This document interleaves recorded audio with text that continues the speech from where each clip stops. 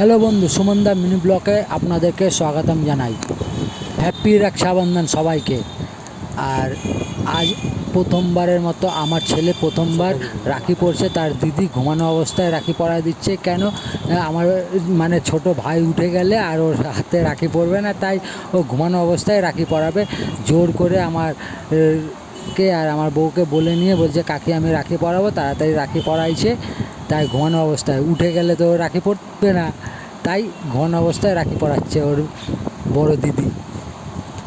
এবার প্রথমবারের মতো আমার ছেলে অনেকগুলোই রাখি পরবে। ওর দিদি বোনের কমি নাই, অনেকগুলো দিদি, অনেকগুলো ভাই।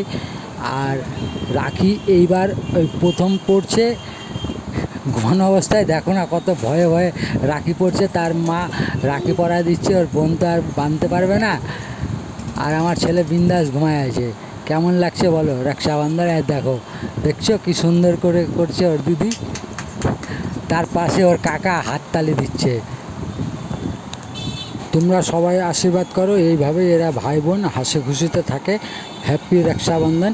আর আজকের দিনটা সবারই ভালো যাক, এটাই প্রার্থনা করি ঠাকুরের কাছে। শুভ রক্ষাবন্ধন, হ্যাপি রক্ষাবন্ধন। আর দেখতে থাকো সুমনদা মিনি ব্লগ।